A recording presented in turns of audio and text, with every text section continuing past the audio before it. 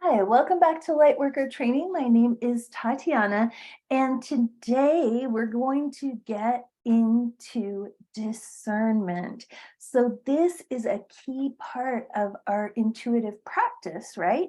We talked about how intuition is natural. We talked about how we can see the language of intuition as being this thing that we're relearning, a way of communicating that we all inherently have, but have not been encouraged or taught to develop this kind of language skill. So, I also talked in the last video about the blocks to intuition and what are the really common blocks that I see in my practice.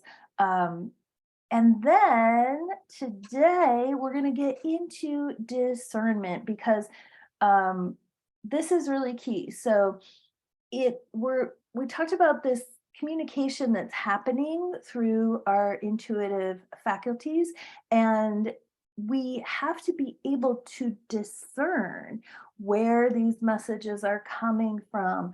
Who are these messages even for?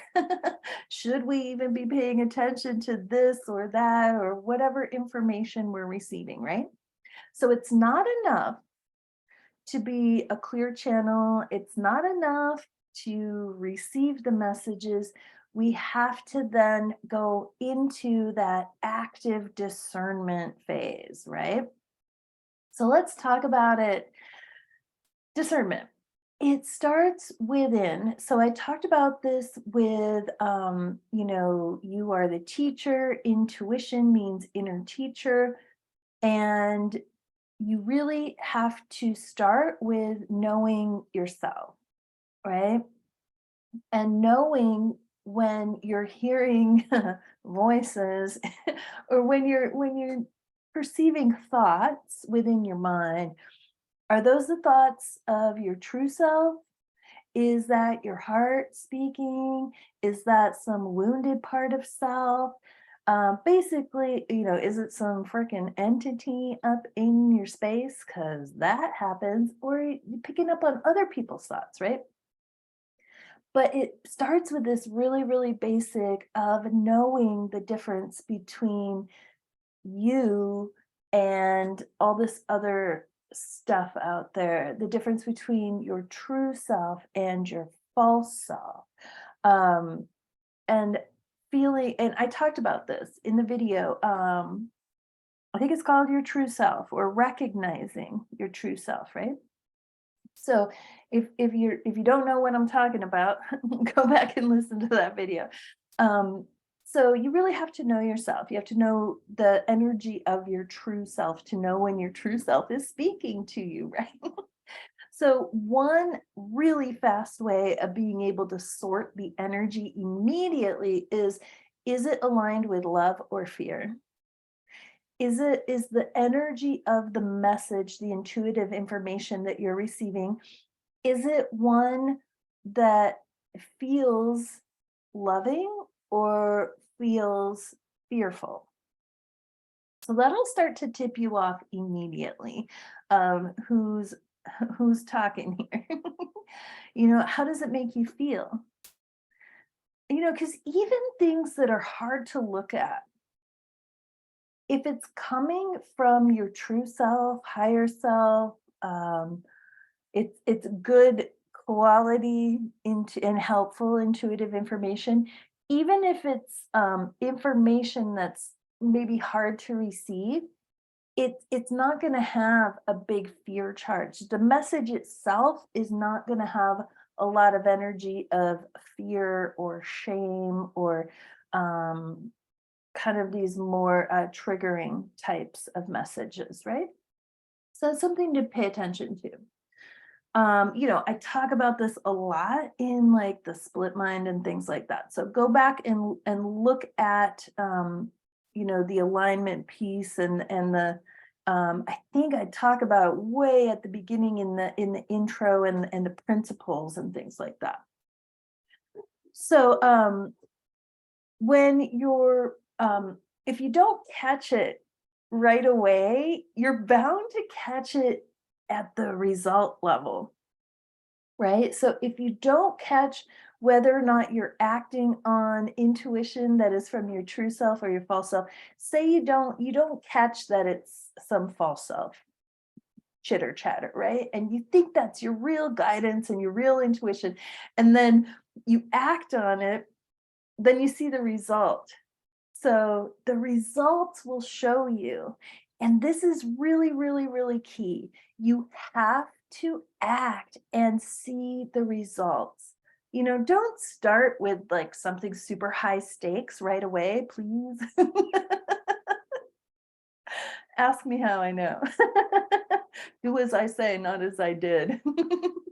So, but if you want to be gentle, if you want to be harsh, that's your choice. So, but you will see it from the results. And this is really important. It's really important for us to see those results, to take those actions and actually go, well, I thought that was my intuition, but wow, what a shit show. um, maybe that wasn't. So then you go back to the lab, right? And run some more experiments. It's all experimentation. It's all for your learning. It's all for your learning. So was it a mistake? You could call it a mistake, but if you look at it as it's all for your learning, then even the mistakes are good, are helpful, right? That's helping you. Um, Otherwise, you're not going to know. That's how we learn. We learn by going, wow, I know I crossed the line because it's back there somewhere. And if you hadn't actually gone over the line, you wouldn't know where the line was. You'd be like, oh yeah, it's somewhere out in front of me until you go over it. Then you go, oh yeah, that was it. That was the line right there. Okay, so the results. If the results um, result in you causing you to experience more of things kind of magically lining up and order and more ease and peace and feeling free and light and um not to say that there's not going to be some dark stuff that comes up for healing, but feeling like you're in your power and it's like, yes, this is part of my healing, right? So when you're following and things seem to have this natural order or flow, that's a really good sign that you are following the guidance of your true self. And if the result is that you tend to feel even more confused and your life is more chaotic, that's a really good sign that you're actually following some trauma-based program, or you're in some mental loop or pattern that's based on more of a separate self, false self, fearful self, that you're maybe in that sympathetic nervous system activation, which causes mental confusion and results in chaos. So, those are good to look at. It's like, oh, okay, things feel like I'm having challenges, but things are flowing. I feel like I'm grounded. I'm in my power. That's a good sign. If it feels like, wow, I just feel really confused and everything is chaotic and I don't feel like I'm making progress, then that's a good sign that you are in a sympathetic nervous system activation. So I talk about this in chapter 2 or part 2, foundations of healing and the importance of unresolved trauma and ways that we can switch out of that activation. The fastest hack is to stop and breathe. Settle the energy, come back into your body. Okay, more, go back to that video for more on that. Okay, it's a journey. Okay, it's a journey to really find yourself, to know who the fuck you really are. Okay, so that's number one, know yourself. Number two, I talked about this in the last video, so I won't go deep on this, but you got to recognize the importance of the subconscious mind. I talked about it as like your personal Akashic records. Everything is in there. And it's full of programming from formative years, right? So these subconscious beliefs tend to run the show. I mean, we're pretty much running our lives based on these subconscious programs from childhood. Um, and, if you look at the state of the world, then you can see like, wow, that's a manifestation of all this like crap in the collective subconscious. Hmm. But you clean up your own side of the street first, right? And then you can start to work on some of the bigger issues. And I will say, because it's all one, as we do our inner work, it is a benefit to the whole, to the collective. Okay. So there's you know, all of this subconscious stuff that's working behind the scenes.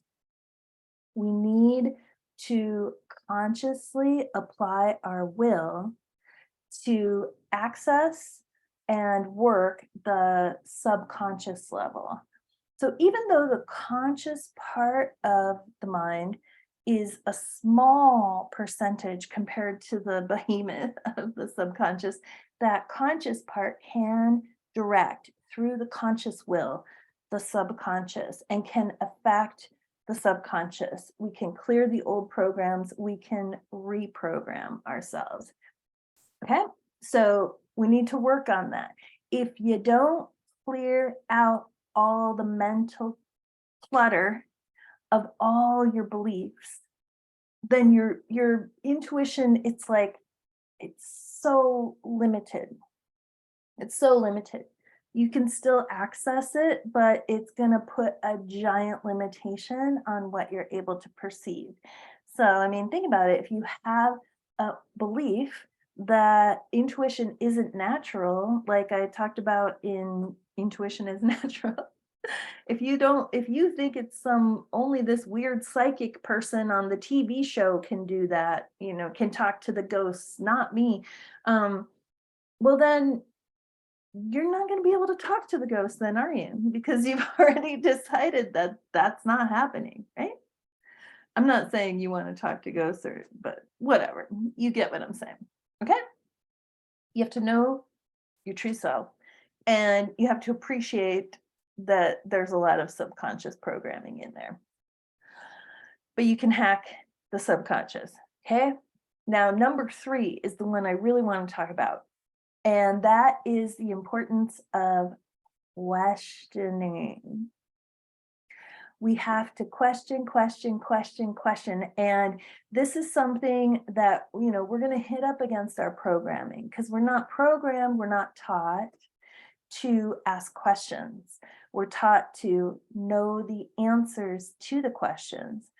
So we're taught to, it's not actually a way of knowing, we're taught to mentally memorize the answer that some external authority provided us with. We memorize and we repeat back. So that's what our schooling entailed. A lot of memorization and repetition, regurgitation, not a lot of questioning and thinking and discerning, right? So it's a journey. All of this is a journey. So we got to be vigilant and vigilant for love, right? We want to be vigilant for love. So question. When we ask a question about something, that opens up a possibility, right?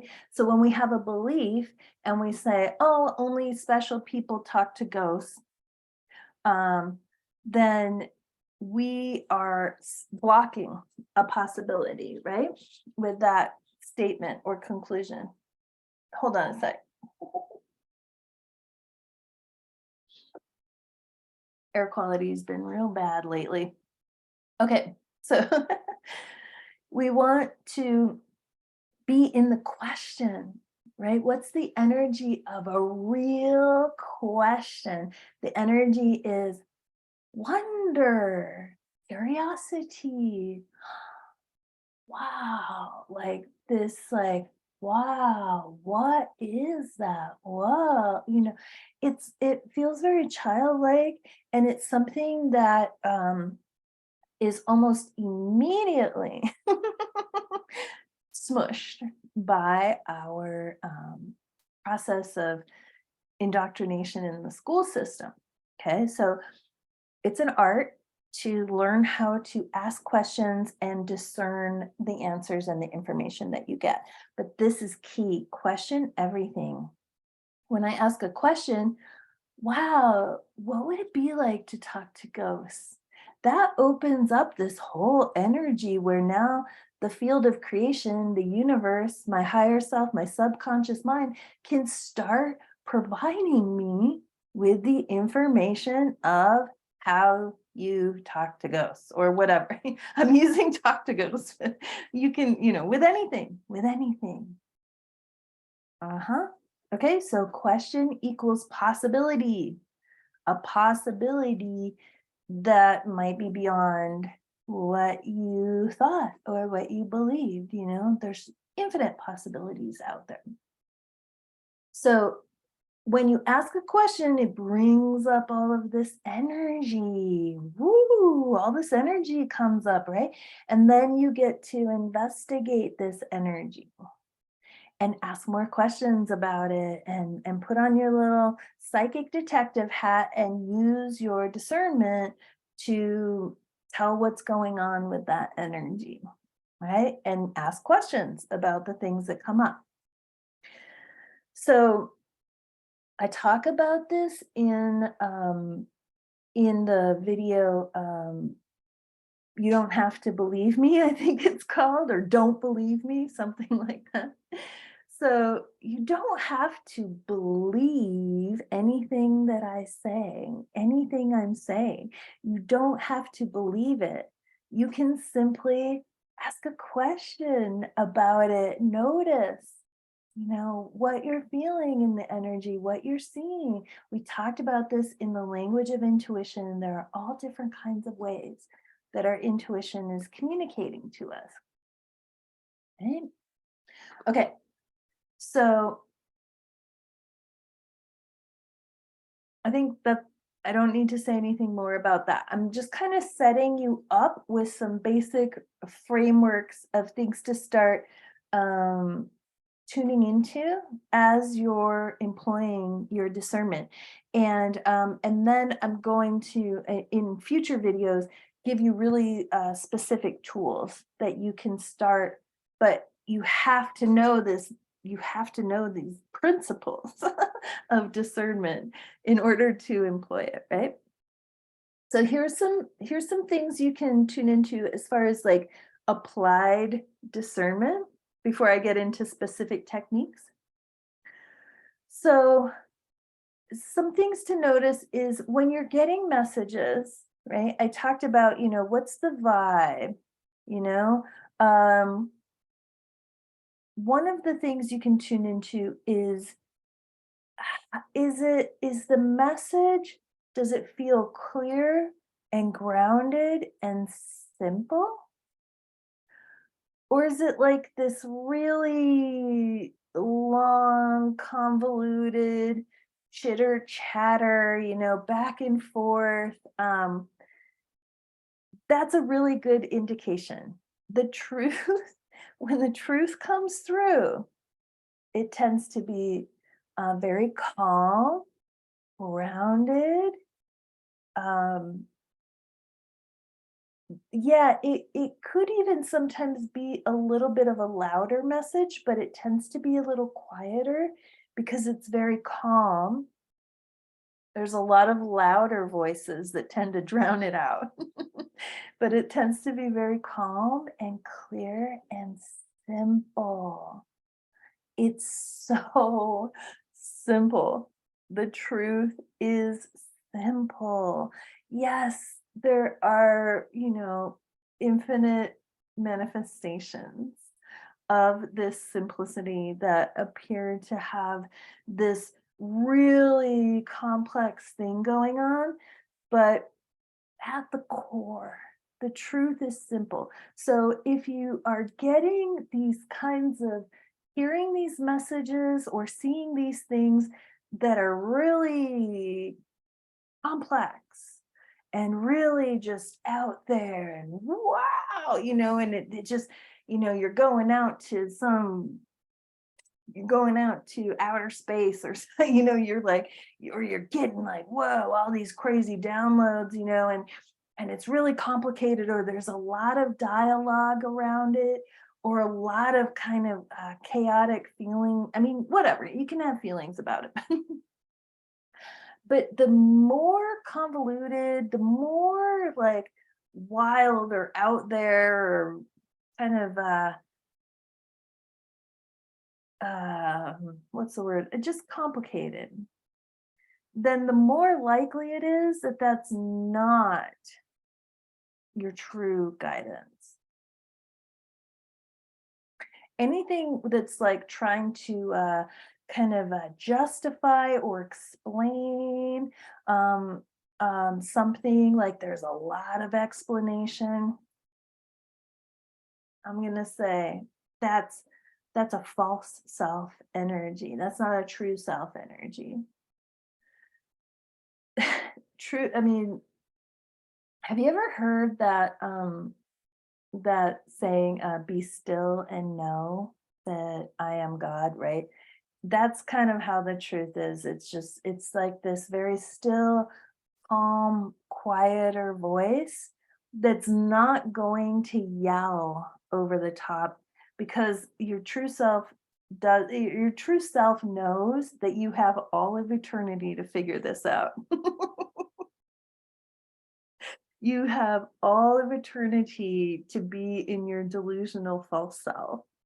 And, nothing has been lost. So the truth is simple. That's going to help you tune into it. And okay, here's another one. You already know the truth.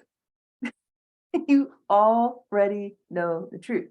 So a lot of times when you get the message, you go, oh, yeah, I know, but blah, blah. You already know the truth because you feel it. You feel it. Yeah, of course. Or later you go, I knew it, right? We always know because our feelings are this internalized compass. It's like a navigation system within us. And we all have this. So we all already know the truth on some level. And it's probably just been covered up with all of these beliefs and all this chatter and all this, attachment to what's right or wrong or good or bad about the truth that we already know. So that'll give you some clues too. Is like if it feels like something that you already know, that's a good sign that that's the truth. Okay, and then and it's a knowing. It's a knowing without being able to explain how you know, right? Because the explaining is part of the chitter chatter false self mind, right? So if we clear all that mental clutter, we embody our natural state, our presence, then it's pretty clear. So, anywhere where we're not willing to know and be and perceive and receive the truth of ourselves and the truth of all of creation, would we be willing to release that now? And if so, I invite you to inhale, gather up all of those blocks to knowing the truth, and exhale, release. We'll just cut that cord while we're at it. Yes, so stop, breathe, and know the truth. All right. And I'll get into some more tools, specific tools for clarity and discernment next time on Lightworker Training. Bye for now.